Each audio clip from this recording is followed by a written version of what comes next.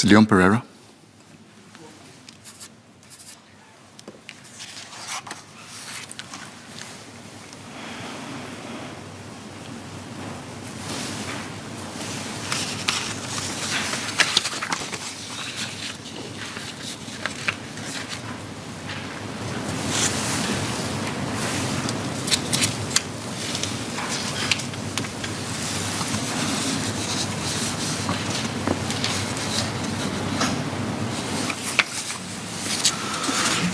Mr. Speaker, the Singapore Prison Service, SPS, adopts an evidence-based approach in the rehabilitation of inmates.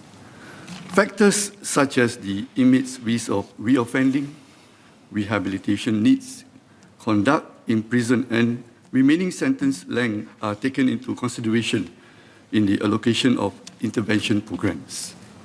In prison and drug rehabilitation centers, inmates undergo psychology-based correctional programs to change their negative thinking and behaviors and improve their pro-social skills to minimize their risk of reoffending. Inmates may also undergo other types of programs, such as family programs to help them build stronger bonds, employability and skills training, work programs, education, release preparation programs, and religious programs. The frequency of these programs varies. For example, the psychology-based correctional programs consist of individual and group-based sessions and take place 1 to 3 times a week with varying intensity from a few weeks to a few months, depending on the inmate's needs and risks. Religious programs happen on a weekly basis, while pre-release programs take place towards the tail end of an inmate's sentence. The SPS also partners with halfway houses to provide community-based programs to inmates. At these halfway houses, supervisees undergo a program to reinforce the skills and concepts learned in prison to cope with challenges in the community. This program comprises 11 sessions, usually conducted within 4 months. Depending on the programs that they conduct, SPS staff and partners have a wide range of qualifications. They are selected and recruited on the basis that they have the relevant competency and skill sets to deliver the programs. SPS evaluates the effectiveness of its rehabilitation programs. For example, SPS had conducted an evaluation of its high-intensity psychology-based correctional programs, which included taking pre- and post-program measures. The findings showed that inmates who had completed the programs showed reduced negative thinking patterns and were more confident to stay away from drugs and crime. Inmate feedback on the usefulness of the programs is also collected. SPS provides different programs in prison to help inmates in their rehabilitation and prepare them for reintegration into the society. Ultimately, there are other factors such as having stable employment and positive pro-social networks that will help in the successful reintegration of ex-offenders in the longer term. It would also depend very much on the individual's personal motivation and desire to change. Mr. Zulkarnain.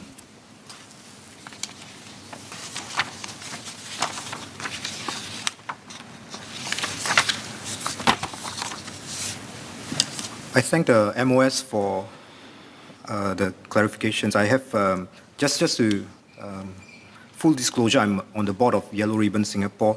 I think in September last year, I asked the PQ on the rehabilitation challenges faced by elderly inmates, and also in the recent cuts, I've asked on rehabilitation efforts.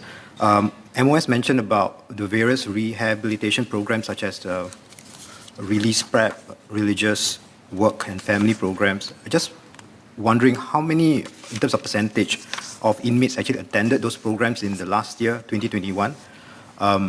And if for those who didn't attend, what are the reasons for them not attending? And if so, what are the steps that SPS and the ministry would be doing to enhance the attendance of such programs? Thank you.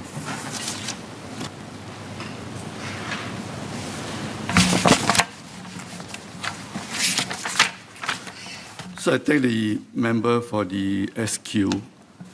As I shared earlier, SPS assesses inmates for programs based on various factors such as their risk of reoffending, rehabilitation needs, and the remaining length of sentence, and also looking at their responsibility with regards to their programs that are available.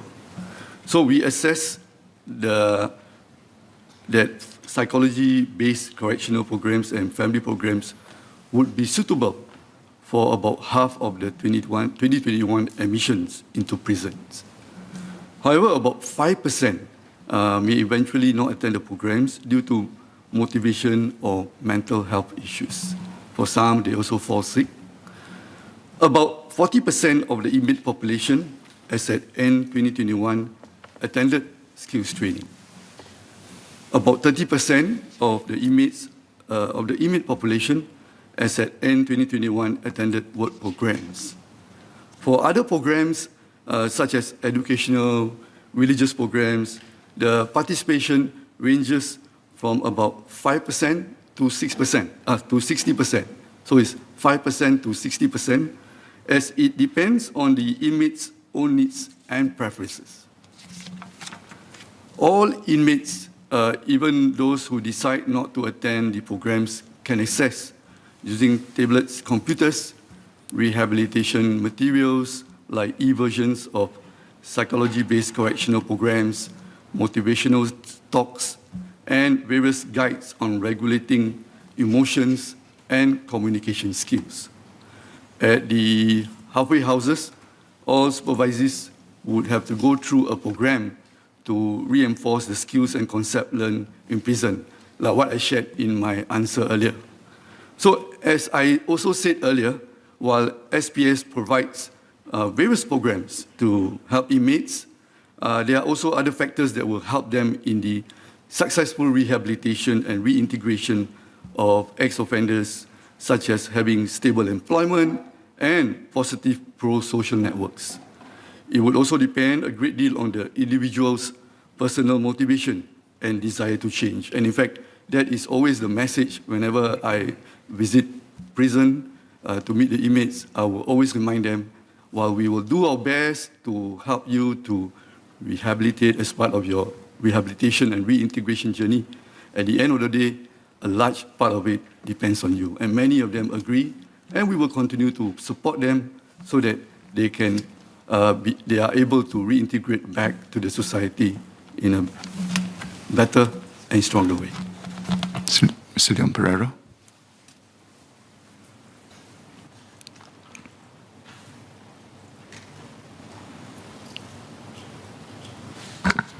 I thank the MOS for that helpful reply. Just two supplementary questions. One is that if an inmate, for whatever reason, be it lack of capacity or any other reason, would like to attend educational, rehabilitative, or religious programs, but they find that they don't have access to those programs, can they make a request to attend such programs, and will that be taken into consideration, giving them access to such programs, like if for any reason they don't have that?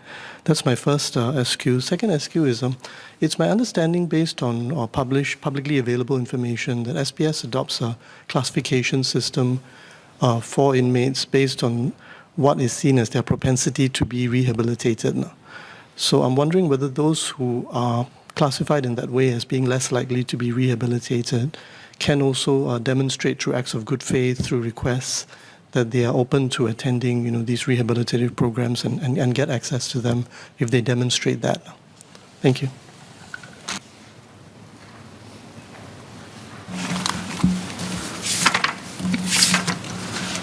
So as I shared earlier, we use the risk, need, and the responsivity model approach, and as well as the length of the stay in the prison or the institutions of the inmates, to look at how the kind of programs that will be useful for them.